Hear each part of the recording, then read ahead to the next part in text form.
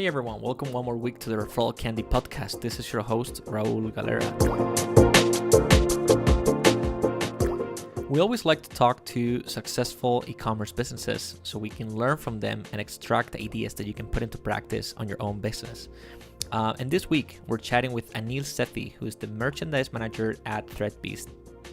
In case you don't know, ThreadBeast.com, it's such a great idea. It's a subscription box business for streetwear. What you have to do is to first create your just tell a profile. So you tell them the type of clothes that you like and the style and your colors. And one of their assistants, one of their experts, pick clothes specifically for you, and then you just receive a pack monthly.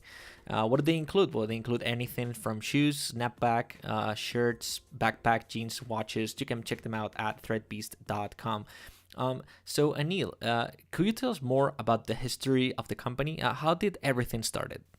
Yeah, absolutely. So the co-founders who started this actually went to college together out in Pittsburgh, and one of them's an LA native. So, he came back here and they saw an opportunity with this subscription business because they noticed that there was naturally available for streetwear.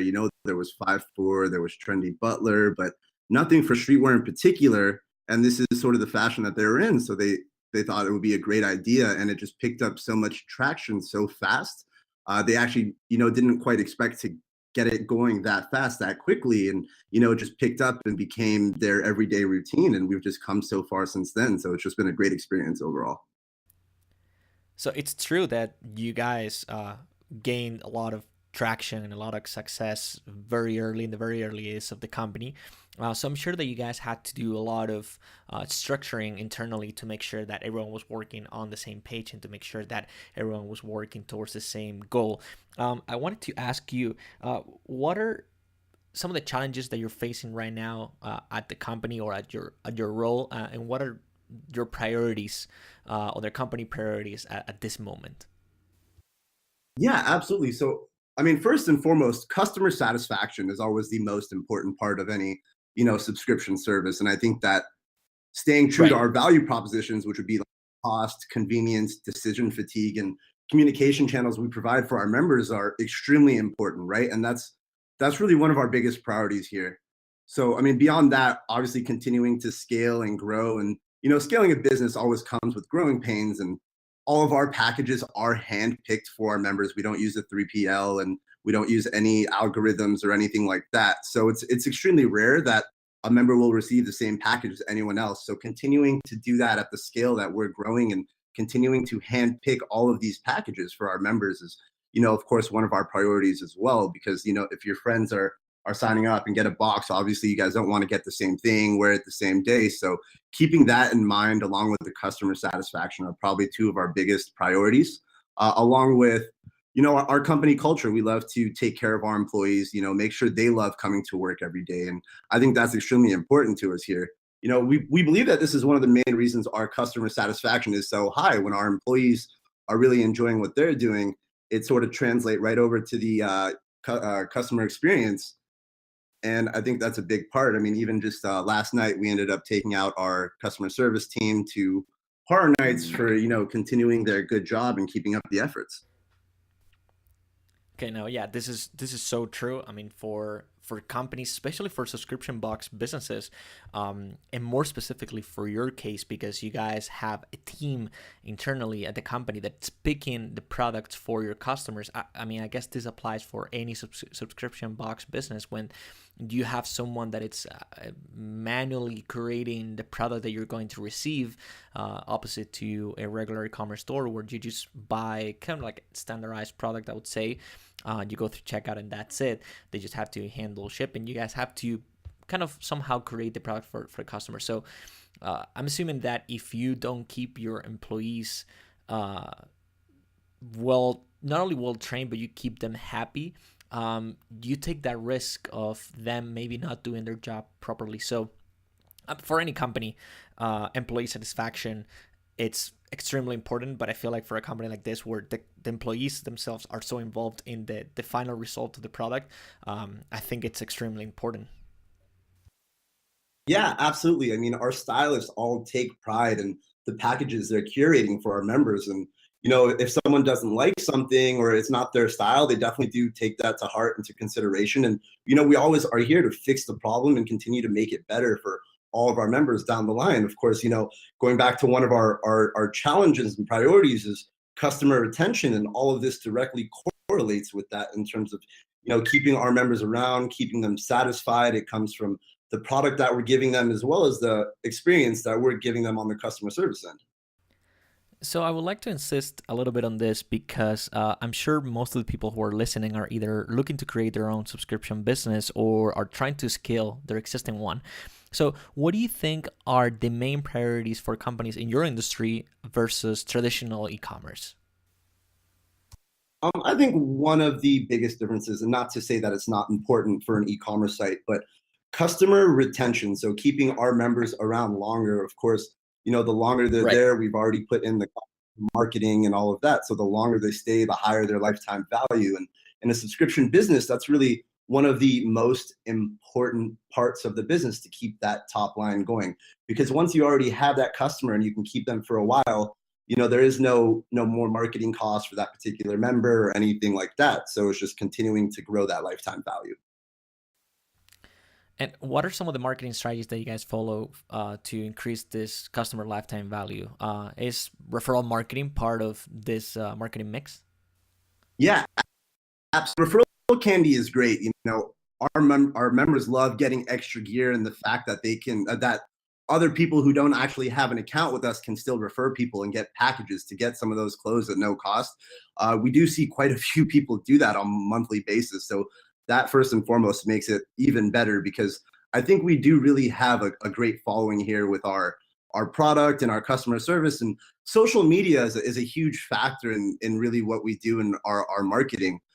And the fact that a lot of our ads are actually based off of user generated content, right? And so this sort of goes hand in hand with our referrals. We actually started to include inserts in our members' packages, asking them to post pictures of their packages when they receive them, using the hashtag ThreadBeast. And every week we pick a winner. So when these people are doing that, all their friends are seeing this. They're usually putting up their referral link or code, and it was actually just a surprising, really cool marketing win about how many acquisitions we were really able to get from that, and how much more referral packages we were sending out because of this insert alone. Wow, that's great to hear. And you've mentioned two things. You've mentioned user-generated content, and you've also mentioned kind of identifying influencers within your customer base and encouraging them to promote your brand among their friends and family or followers that they have on social media. What would you say is the split between working with influencers and working with user-generated content at the company right now? So it's definitely a blend of all of them, between the social media marketing, the influencer marketing, and the referrals, right? So influencer marketing, especially in this day and age for online subscription services, are big.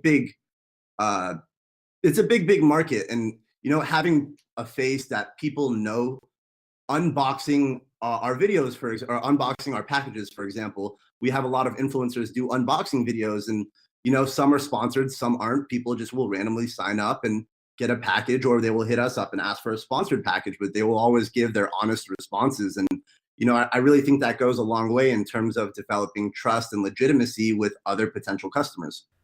And what's the approach that you guys follow when working with influencers? Do you guys go after the big fish, or you try to go after smaller influencers that have maybe smaller following bases, but they're more engaged? Yeah, absolutely. So, I mean, with the influencers now, the small and medium ones are actually starting to hit us up and, ask if they can get involved somehow. And so we'll definitely get them involved.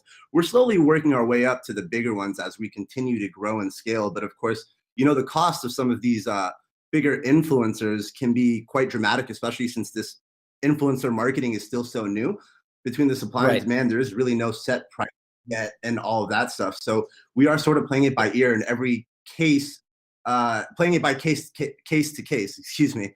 And so with the big influencers, we're definitely trying to start to work on some and grow that. But we do tend for now to focus on the small and medium ones with 50K following, 100,000 following, and of course that with the user generated content really goes a long way. Yeah, I feel like that's the way to go.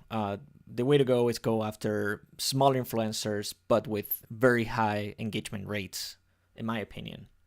I'll definitely agree with that. You know, the engagement on the smaller guys, it's definitely a higher percentage. Now, of course, the reach wouldn't be the same, but you know, these are people that are still responding to their comments and to everyone else who's posting on their pictures. So I think having that type of engagement is extremely important, especially when it comes down to influencer marketing. Plus, these influencers are not only giving feedback on your product, but they're also talking to their followers, and they're actually selling their product for you guys.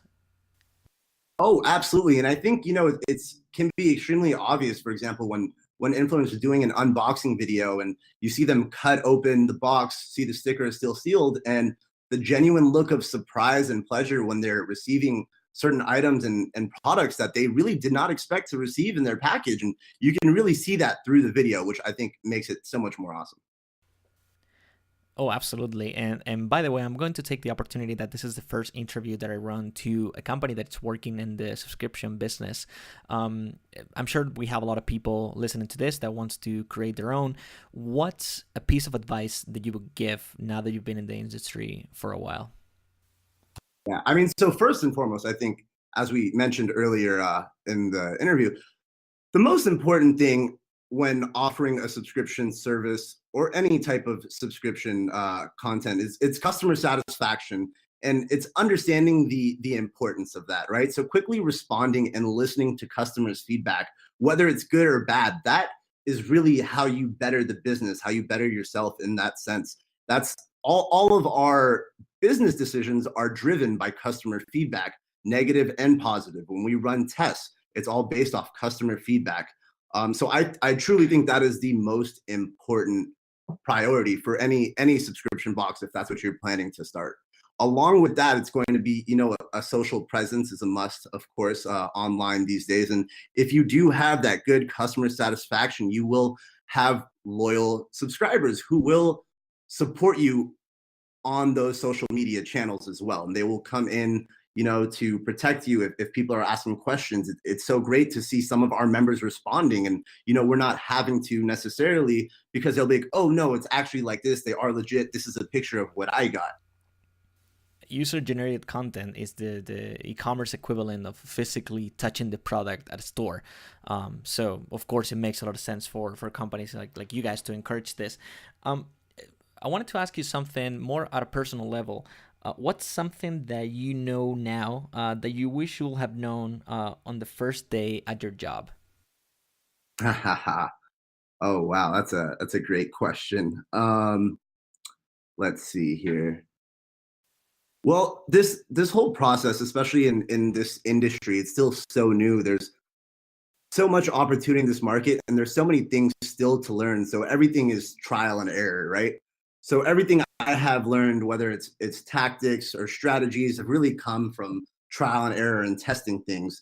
So there's not just one thing I wish I knew from the start. There's very, very many things that we know now that we, you know, wish we could have maybe implemented in the beginning, Right. down to, you know, how to properly cut up our data to best, you know, fix our customer problems or fix some of our members' issues, whether it's certain styling profile issues or you know, just dealing with retention, their reasons for canceling, and actually understanding how we can focus on winning those members back with the information we have, you know, using what the reasons they gave us as to why they are no longer a member and focusing on bettering that experience for them and coming back and saying, hey, this is how we fixed it. This is what we did.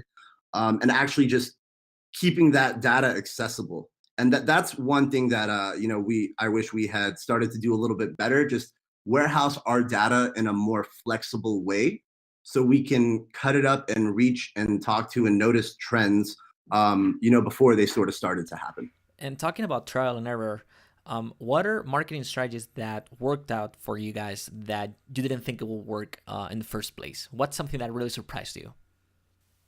To be honest, actually, the referrals and the insert I was mentioning earlier, right? So the fact that we implemented the inserts in all their packages, we started getting so much user-generated content with the referral links and codes. And even people, when they receive a referral package, they're still doing the same thing, because obviously we don't have any limit on how many people you refer, whether you're a member or not. If you refer 10 of your friends successfully, you're going to get 10 ThreadBeast packages. So implementing that insert into our packages and getting that user generated content with the referrals has really big was a really big marketing win for us at a relatively low cost. Well, this was great. Thank you so much, Aneel. Thank you so much for your time. Yeah, absolutely. Thank you, Raul. And that's it for our episode today. I really hope that you can put all these ideas into practice, especially now that we're approaching the holiday season. And you can also start getting more referral sales on your online store. Think about all the new customers you're about to acquire on Black Friday, Cyber Monday, Christmas. Wouldn't it be great if they could refer you to their friends? Well, the answer is yes. And all you have to do is go to referralcandy.com, sign up, and try us for 30 days free of charge. And to all of you, thanks for listening, and see you next time. Bye-bye.